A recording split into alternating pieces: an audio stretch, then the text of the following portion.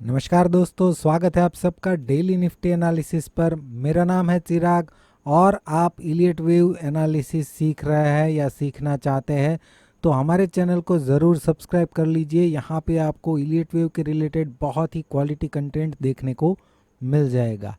पिछले वीडियो में हमने निफ्टी के 5 मिनट चार्ट में समझा था, ये जो है निफ्टी के लिए सपोर्ट रेंज थी, इसके नीचे ट्रेड करता है तो ये और भी नेगेटिव बन सकता है और यहाँ से हम इस रेंज में डिक्लाइन एक्सपेक्ट कर रहे थे। यहाँ से जो बाउंस है इसको हम ए और 1 बी और 2 और यहाँ पे सी और 3 मान रहे थे, इसलिए हमने ये वेव 4 के लिए रिट्रेसमेंट रेंज निकाली थी। टेलीग्राम चैनल पे हमने मार्केट ओपन होने से पहले ही शॉर्ट का ट्रेड दे दिया था, जो पिछले हम 2 सेशन से देते आ रहे हैं। यहाँ पे भी हमें ओपनिंग के साथ ही डिक्लाइन मिला, यहाँ पे मिला था लेकिन ये बाउंस हो गया, फिर हमने यहाँ पे एग्जिट किया था, राइट। और आज भी मैंने पहले से ही शॉर्ट का ट्रेड दे दिया था। हालांकि यहाँ पे फिर से हमें एक बाउंस देखने को मिला था। यहाँ पे मैं स्टेप बाय स्टेप अपडेट दे रहा था और लास्ट में मैंने यहाँ पे भी एक अपडेट दी थी कि ये अभी भी निफ्टी के लिए रेजिस्टेंस रेंज हो सकती है और उसी रेंज में से हमें एक बहुत ही बढ़िया डिक्लाइन देखने को मिला। जो रेंज थी डिक्लाइन की वो भी हमने यहाँ पे अपडेट कर दी थी क्योंकि एक नया हाई ऑलरेडी बन चुका था, राइट। और ये फिन निफ्टी में भी हमने रेजिस्टेंस रेंज मेंशन की थी, वहीं से ही डिक्लाइन हमें देखने को मिला।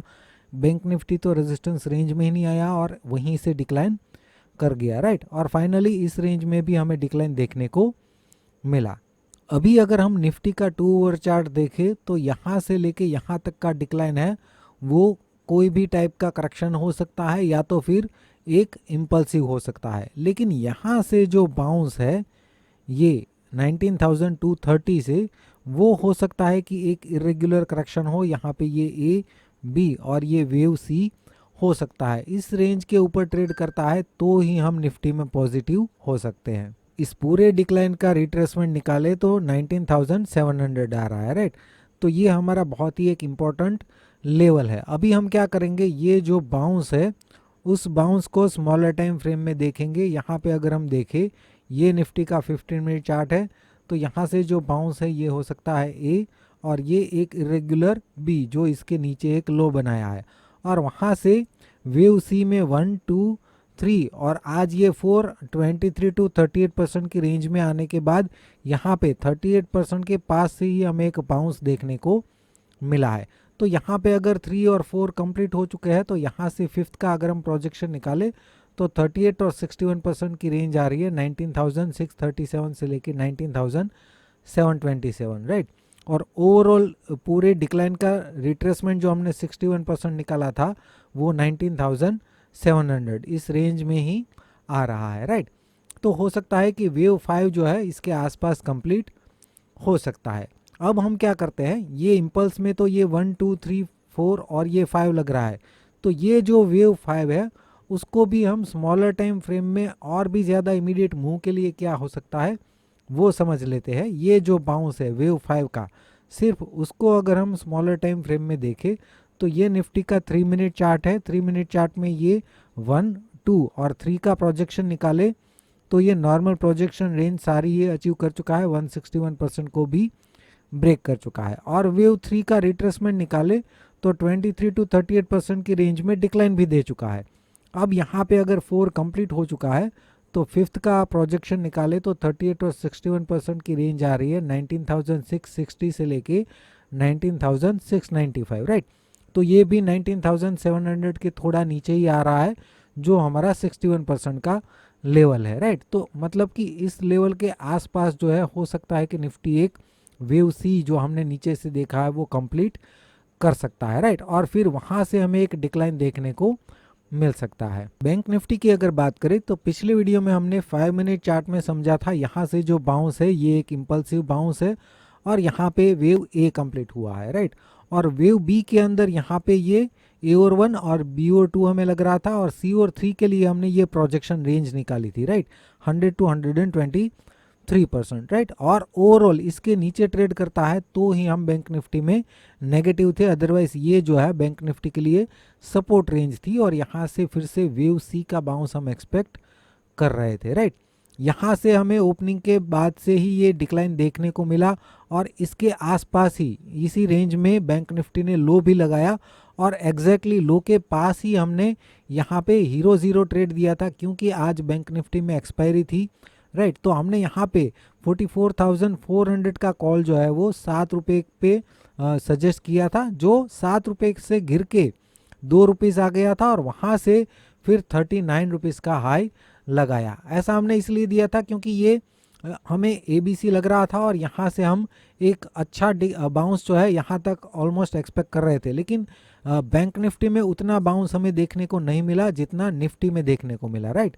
क्योंकि आज एक्सपायरी थी बैंक निफ्टी में तो हमने यहाँ पे ट्रेड सिलेक्शन किया था, अदरवाइज अगर निफ्टी में करते तो एक बहुत ही अच्छा मूव हमें देखने को मिल सकता था। लेकिन यहाँ पे भी बहुत ही बढ़िया मूव बैंक निफ्टी में भी देखने को मिला। बैंक निफ्टी में इस चार्ट को ध्यान से देखिए, ये हमने 3 सितंबर को शेयर किया था, जहाँ पे ये जो बाउंस शुरू हुआ था वहाँ से ये 1 2 3 और 4 लग रहे थे और यहाँ से हम एक वेव 5 का बाउंस, उसके बाद ये ABC और वहाँ से फिर से बाउंस एक्सपेक्ट कर रहे थे।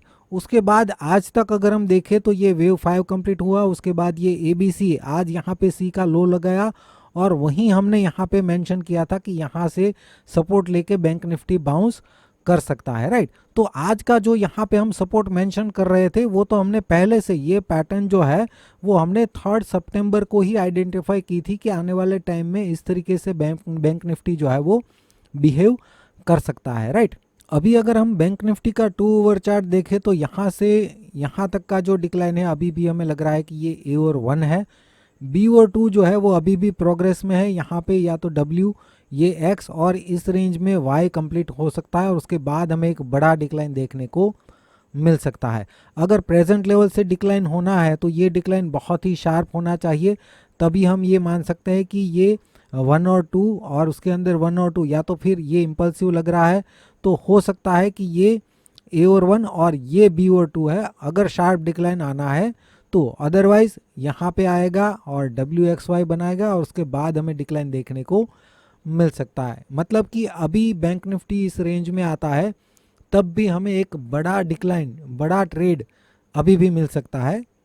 इसके ऊपर ट्रेड करता है तो ही हम गलत साबित होंगे। अभी के लिए यहाँ से जो बाउंस है उसको अगर हम स्मॉलर टाइम फ्रेम में समझे तो ये जो है ये जैसा हम एक्सपेक्ट कर रहे थे, ये 1 2 3 4 5, उसके बाद ये ABC और यहाँ से बाउंस ऑलरेडी स्टार्ट हो चुका है और ये 100 to 123% की रेंज आ रही है, राइट। तो इस रेंज में हम एक C का बाउंस एक्सपेक्ट कर रहे हैं और उसके बाद एक बड़ा डिक्लाइन एक्सपेक्ट कर रहे हैं, राइट। अभी के लिए अगर ये पॉजिटिव है तो ये यहीं से प्रेजेंट लेवल से ही बाउंस करना चाहिए।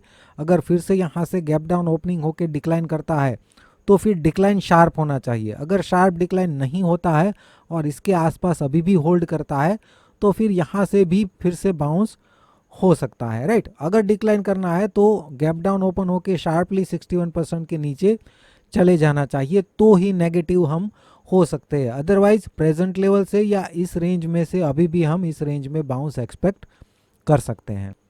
और फ्रेंड्स, जो लोग भी टेलीग्राम चैनल में जुड़ने के लिए इंटरेस्टेड है, हमारा कोर्स समझने के लिए, वीडियो कोर्स जो रिकॉर्डेड है उसको लेने के लिए इंटरेस्टेड है तो डिस्क्रिप्शन में आपको लिंक मिल जाएगा। इस वीडियो को लाइक करना मत भूलिए और वीडियो का कंटेंट आपको पसंद आ रहा है तो और ग्रुप्स में भी शेयर कीजिए ताकि मेरी कम्युनिटी जो है वो बढ़ सके। तो वीडियो बनाने के लिए मुझे और भी ज़्यादा मोटिवेशन मिल जाएगा। वीडियो देखने के लिए आपका बहुत बहुत शुक्रिया, धन्यवाद।